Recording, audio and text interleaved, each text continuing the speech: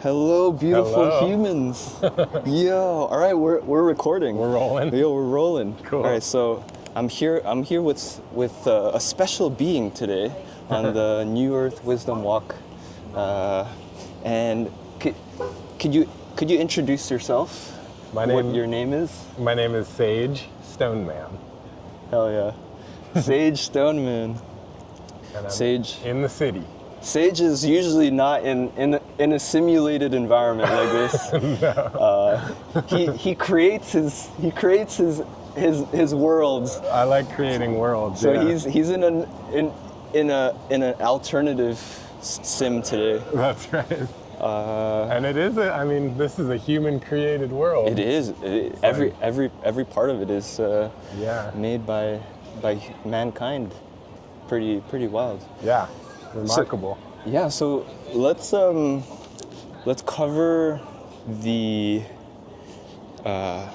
practices that you do from day to day. Like what are some of your passions, and let's start off with some of the passions that soul is doing right there. Yeah.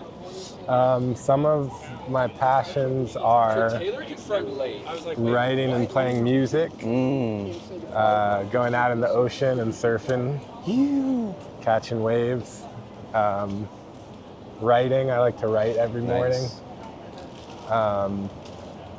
And I really like theater. Nice.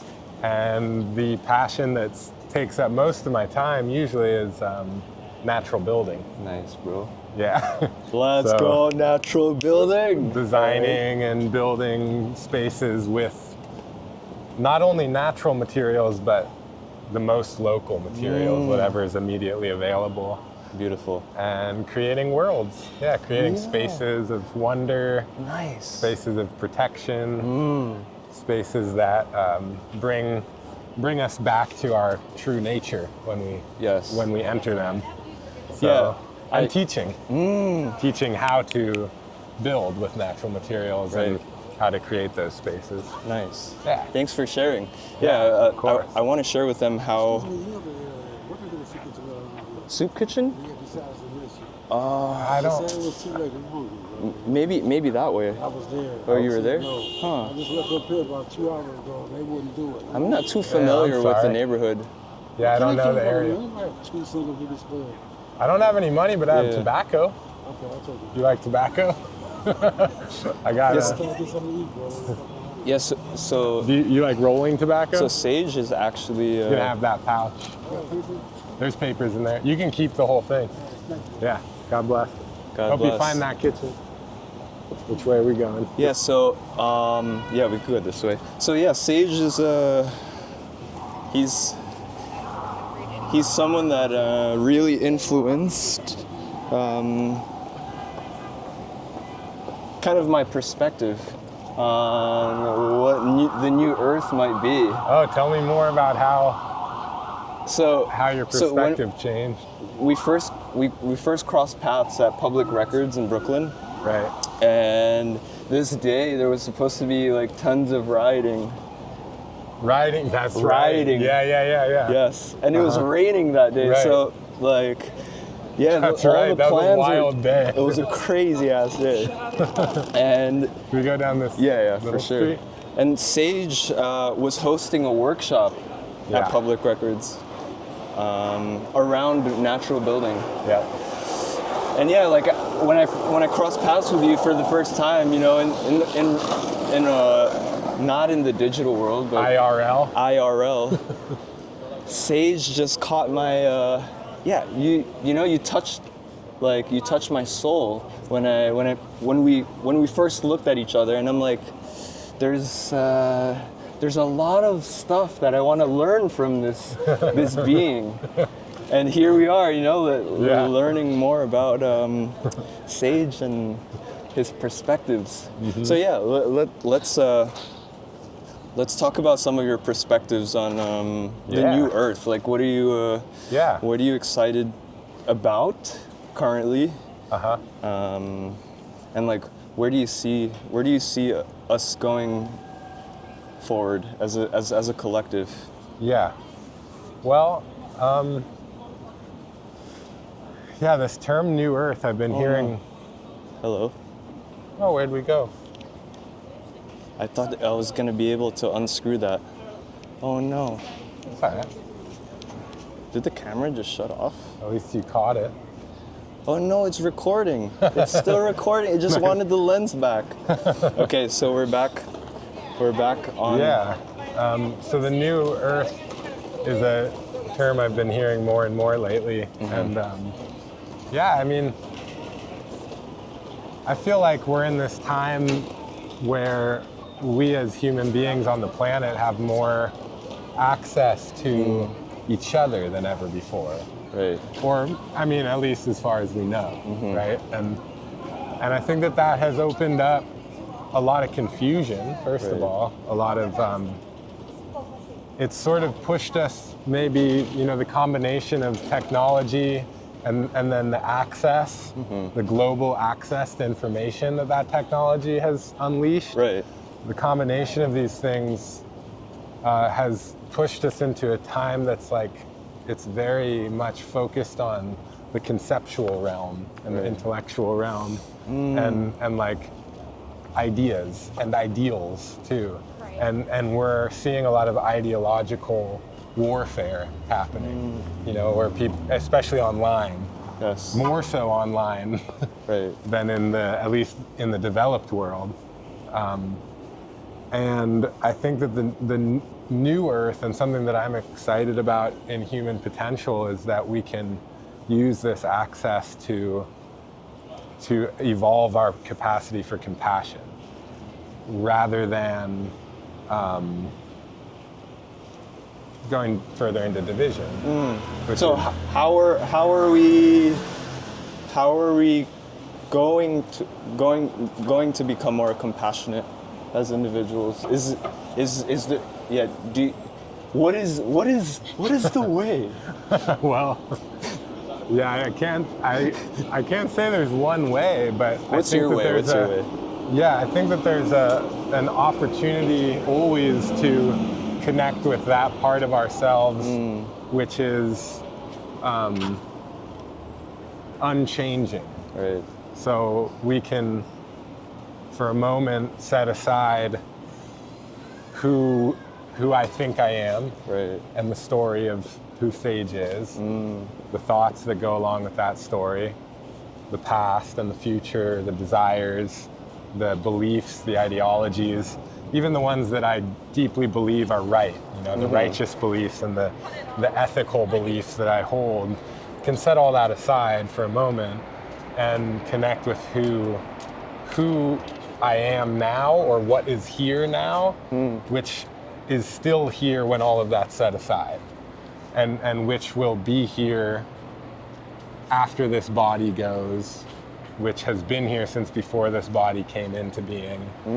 So the part of ourselves which is beyond birth and death, beyond identity, through connecting to this, I think that there is immediate access and intimate access to compassion for all beings, because we all connect. So we're all through that. We could all tap into that little place, and I felt it at your workshop.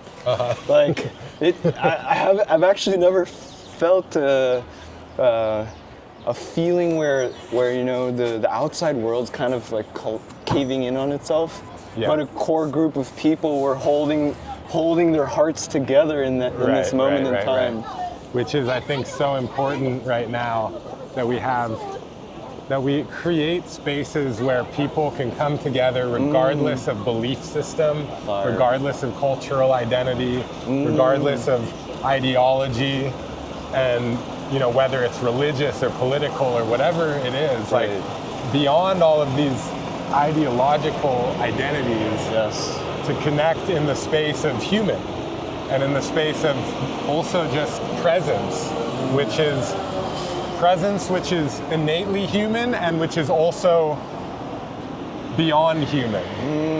It's not limited to the human, because we're creatures of the earth, and we're creatures of a universe that we barely understand anything about. You know, no matter how much we do understand, there's always so much more that we don't, right? So we share in this presence, which all creatures of the earth share. And so when we can come together in a way that just focuses us on that, that common reality, and the presence which doesn't need an identity to function, it unifies us and it opens opportunities for deeper compassion. And so that's why, for me, natural building workshops are so much more than just a skill sharing workshop. It's sure the skill and the techniques that are taught are important, and there are going to be people who have a proclivity towards building. Did we lose ourselves again? No, it just nice. The screen just kind of it hides. rests. Yeah, that's good. Wow, dude, I'm so glad to see your perspective a lot more clear. Now let's talk about your childhood. Okay. Where'd you grow up? So I was born in New Jersey, actually. Whoa, I didn't know that. Not too far from Dude, here. Sick. But my parents moved from there when I was 3, so I don't really remember living there. Right. And they moved to Ojai, California, which is still where I live. Nice. So you're based out of Ojai? I'm based out of Ojai. I live on some land that a friend's family owns, and they let me build a mud house to live in there on that land. So yeah. So when you first built that mud house, what was the process like? What's kind of your design? Your way of designing it and very spontaneous. I started building it, and then I met very spontaneously my mentor, Sunray Kelly, and I went and apprenticed with him. Then I came back with a lot of inspiration and kept building. But it was really that house in particular was a practice of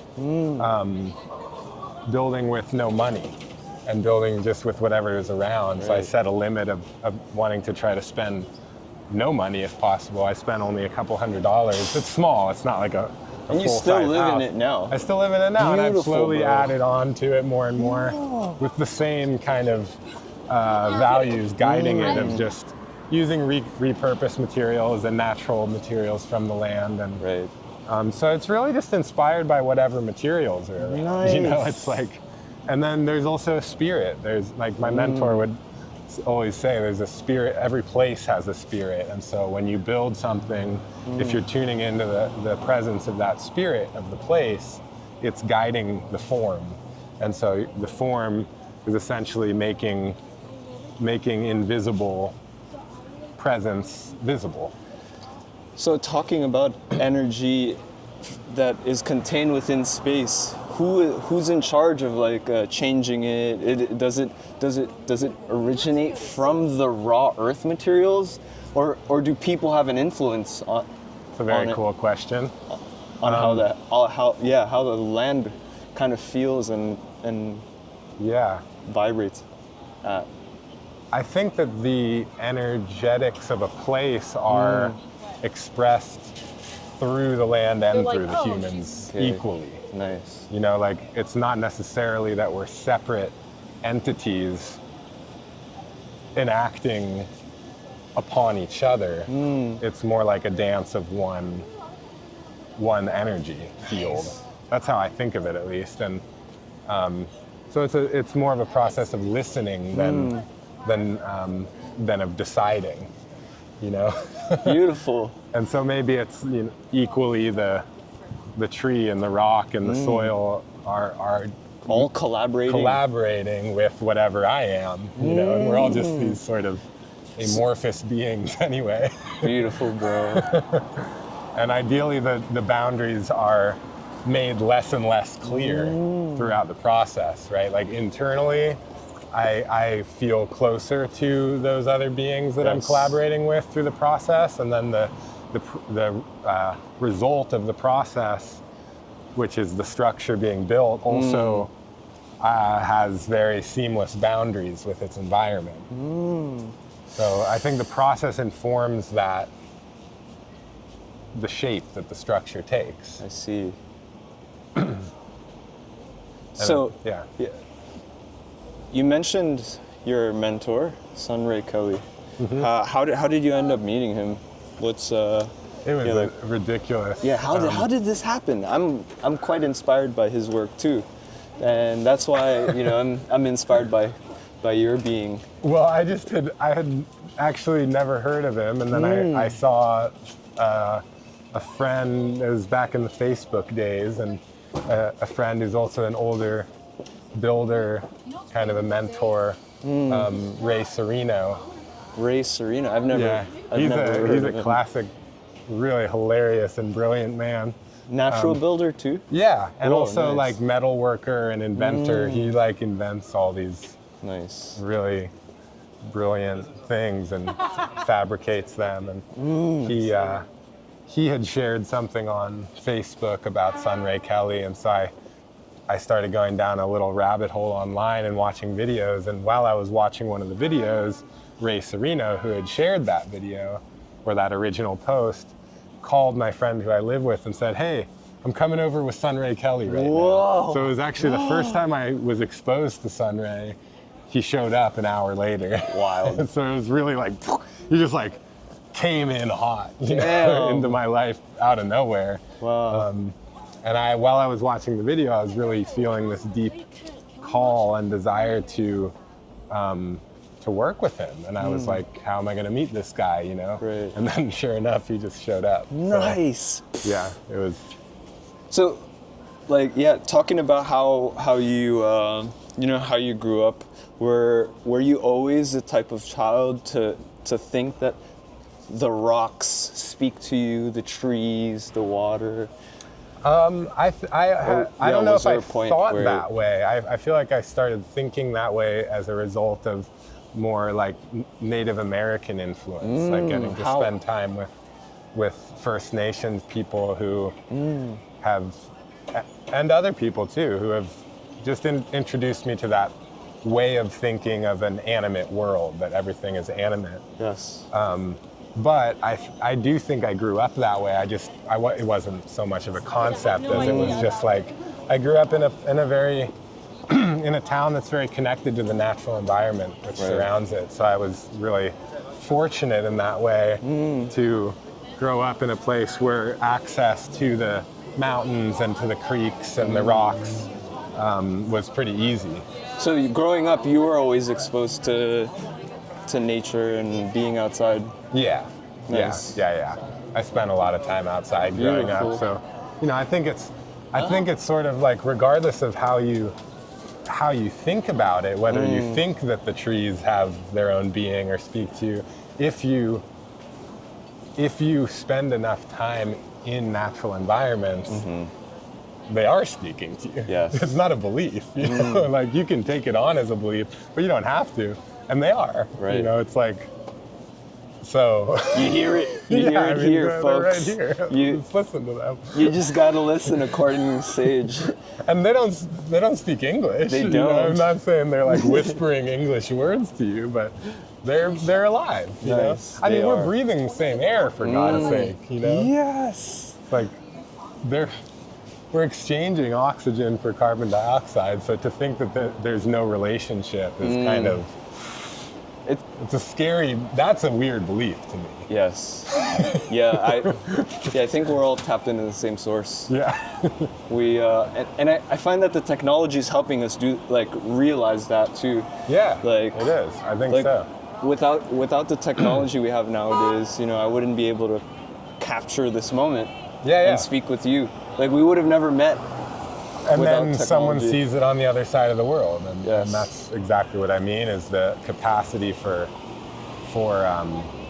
compassion and understanding is exponentially increasing as we get more access to each other, and also the capacity for confusion and divisiveness. Right. So it's a tool for good or for evil, but I do believe in that evolutionary capacity of technology and of interconnectedness at a global scale. Yes. I find that having discourse with one another is really important. Yeah. just in like I'm a huge fan of like Buddhist practices, and they have a practice where they try to have debates with each other. Like the monks will have debates with one another, so that just new ideas would emerge from having debates and discussions. Yeah. So yeah, having a moment to talk to each other is I find part of this complexity that we're all building together. Absolutely. And I think we all just need to communicate more and better with one another. Yeah. Very important. And the new earth will be built through this, through working together. One conversation at a time. Exactly. Yeah. So yeah, I hope that this moment that we're capturing here inspires everyone to check out Sage's work. Thanks. You want to walk this way? Yeah. Should we walk towards wherever we started? Yeah, sure. To start making. Or do you want to visit like a little cool spot real quick before we go, and then. Yeah. You know the area better than me. I don't know where I am at all. Yeah. So kind of. Now I want to see like kind of the future that you're envisioning. Oh yeah. What are some of the projects you're looking forward to? I know that you're creating a bunch of projects and just working a lot with natural materials.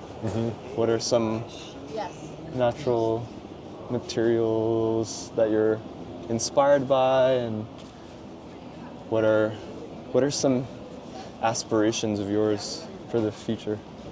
Well, I mean, one of the biggest aspirations in regard to natural building right now for me, and a future vision that I have, is to create villages in the modern world, because we come from village culture. Right. You know, everyone's ancestors lived in a village at some point, and I had a feeling that might break at some point. Bro, we could. Whoa, that was. We could fix that. Yeah, that's easy. But yeah, like a village in the sense that you live among other human beings who help you meet your needs. You know, everyone takes care of each other. Beautiful. The person who heals illnesses is there, and the person who grows food is there, and the person who builds houses is there, and the artists are here, and the child care and the therapy it's all built in. You know, it doesn't have to be. Not everything is a commodity, and we live in a world now where, in order to meet your needs, you need to make money and then give the money to other people, which you know, I'm not saying is necessarily a bad thing. I think there's clearly a lot of problems that come with living that way, but there's also good things. And I think the question for me is, how do we live in a village in the modern world, in the developed world, in a way that, you know, coexists with modernity. Beautiful. And also honors the natural cycles and human needs in a way that a city like this maybe doesn't. You know, because there are needs being met here. You know, it's working. It's not completely broken, but there are there's a lot of harm being done. Yes. So how do we live in a way that is not so harmful? And so I've been seeing little progress being made in that way. And those are the kinds of projects that get me excited. Beautiful.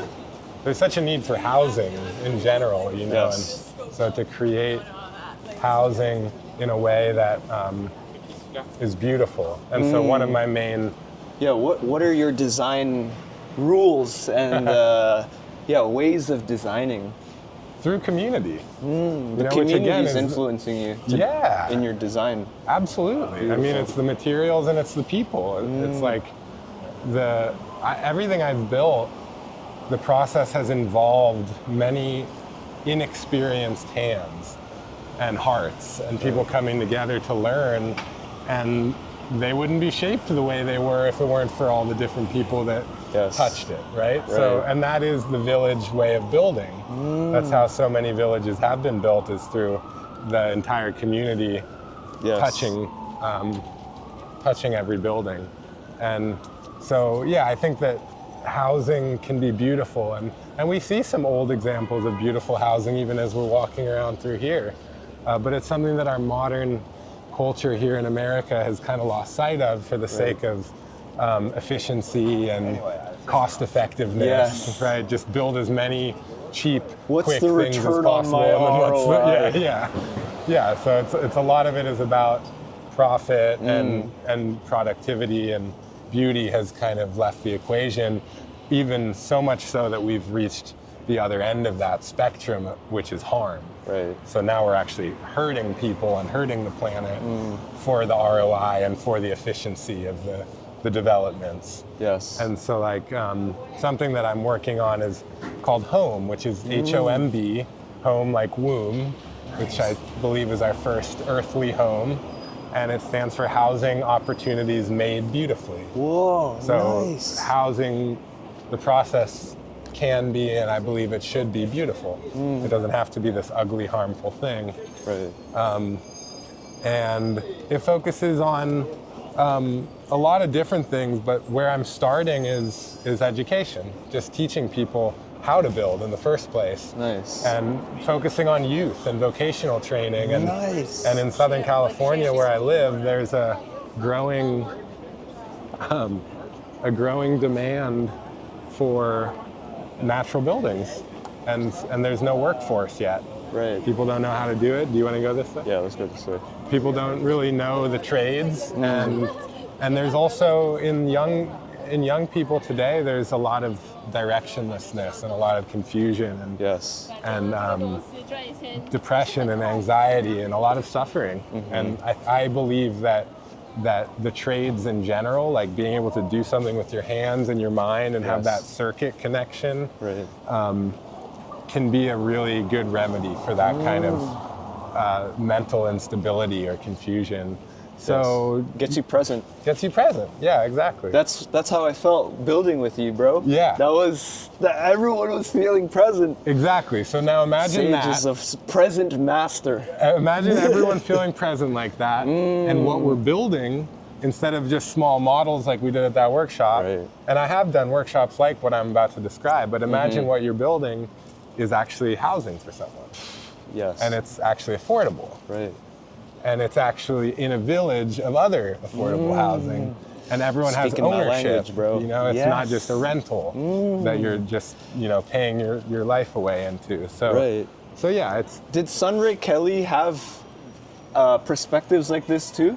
He did, but he was in his bubble. He was in a bubble. He had land that he inherited from his parents, 10 acres, and he just built like 30 houses on it, and he housed people. I mean, there's like 20 plus families that live on that land still to this day. Oh, wow. So he did he created a village, he did it. And I'm, working on the same thing and doing it in like a spread out way, but I want to do it in a way that creates a model that works in the current system. Yes. And because the system is not designed for what I'm describing. But it could be. But there are ways, and that's part of the new earth, right? Bro, we are all co-creating these small systems of being. Yeah. Basically, like first it starts with how we're seeing, then it's like how we're seeing more of this, and then it becomes who we are. Right. And then it becomes a being. Yeah. Absolutely.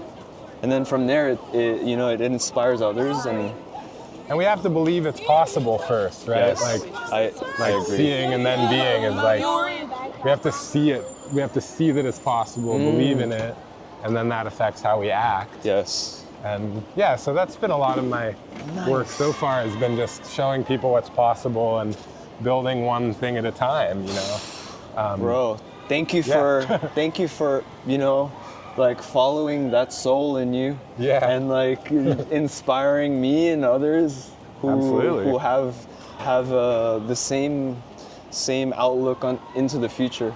Yeah. But yeah, I would like to end this with some perspectives on your end on what's a message you want to leave behind for future generations. Definitely what I was speaking about before, just to, you know, I think that the most important thing in this life as a human is to be able to just be still with yourself in silence and connect to that part of you which is beyond birth, beyond death, just has always been and can never go anywhere. Find that part of yourself, and all you need to do is set aside for a moment anything that you can think about yourself. Yes. Just see it as a thought. Don't try to get rid of it. Don't try to suppress it. Right. Just set it aside for a moment. So that's a thought I have about myself. That's an idea about myself. And just see that it can all be set aside and there's still something, right? Something indescribable, something that has no name. It's hard to speak about, but it's here. Right. And so get to know that. Get to know that part of yourself and that part of consciousness. Beautiful, bro. Thank you for, you know, taking the time to walk with us and to share the perspectives from that end of the spectrum. What a wonderful little walk this has been. Yeah, if you guys like that little, you know, that little walk with Sage, visit Sage's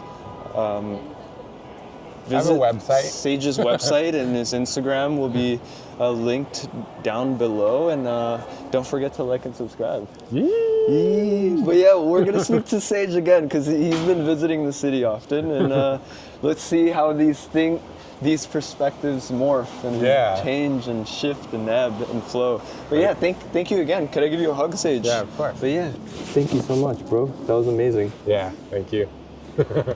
Peace and love.